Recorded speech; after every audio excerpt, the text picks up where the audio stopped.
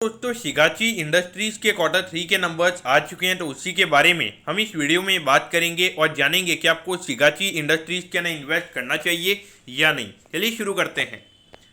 तो देखिए, सबसे पहले यहाँ पे कंपनी के नंबर्स यहाँ पे अच्छे नहीं आए हैं। अगर हम क्वार्टरली बेसिस पर अगर हम बात करेंगे, जो रेवेन्यू का नंबर है वो हमें यहाँ पे 17% से गिरता हुआ नजर आया है और ये नंबर आया है 68 करोड़ पे। और अगर हम प्रॉफिटेबिलिटी की बात करेंगे तो ये नंबर भी 37% से हमें गिरता हुआ नजर आया है और ये नंबर आया है 9 करोड़ पे। ऑल ओवर देखा जाए तो यहाँ पे सिक्वेंशियल बेसिस पे कंपनी के नंबर्स हमें यहाँ पे काफी ज्यादा नेगेटिव देखने को मिल रहे हैं।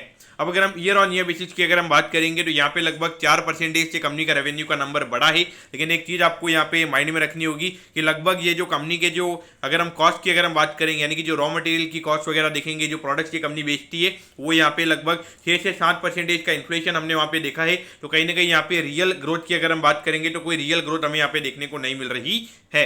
अगर हम ईयर ऑन ईयर बेसिस के प्रॉफिटेबिलिटी की बात करेंगे तो हार्डली यहाँ पे 2% से कंपनी का नेट प्रॉफिट का नंबर हमें बढ़ता हुआ नजर आया है। अगर मैं एग्जैक्ट वैल्यू टर्म्स में अगर मैं बात करूंगा तो लगभग 25 लाख रुपए के लगभग यहाँ पे नेट प्रॉफिट का number year on year basis पे हमें बढ़ता हुआ नजर आया है। तो ऑल ओवर देखा जाए तो यहाँ पे कंपनी के नंबर्स हमें इतने अच्छे नजर नहीं आते हैं। तो देखिए, लगभग 313 पे ये स्टॉक हमें ट्रेड होता हुआ नजर आ रहा है। जब ये आईपीओ आया था तो वहां से लगातार करेक्शन हुआ था। पिछले क्वार्टर के नंबर्स कंपनी के काफी अच्छे थे।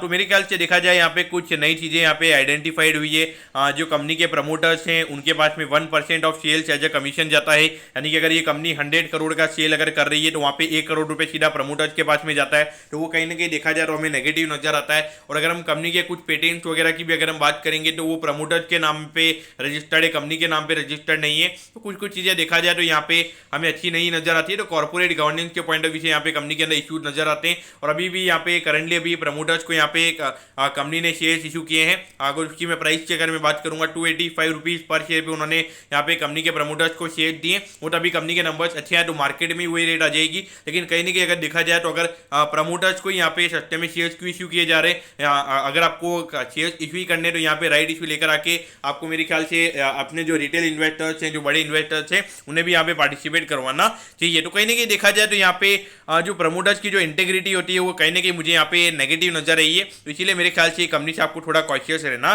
चाहिए। क्योंकि कहीं ना कहीं अगर कई प्रमोटर्स अगर काफी ज्यादा ग्रीडी हो जाता है, अगर वो शेयर होल्डर्स के पॉइंट ऑफ व्यू से, यानी कि उनके बेनिफिट के पॉइंट ऑफ व्यू से अगर उनका थॉट प्रोसेस अगर नहीं रहता है, तो कहीं ना कहीं वो चीजें वो वेल्थ क्रिएट नहीं करती है कहीं ना कहीं आपके लिए long term point of view से। उस पॉइंट ऑफ व्यू से आपने यहाँ पे देखना चाहिए। तो दोस्तों मैं कहता हूँ कि शिगाची इंडस्ट्रीज के जो क्वार्टर 3 के नंबर्स हैं वो आपको अच्छे समझ में आ गए होंगे। अगर आपकी कोई भी क्वेरीज है आप कमेंट कीजिए, मैं जरूर आपके कमेंट पर रिप्लाई करूंगा। ओके दोस्तों, thank you, have a nice day.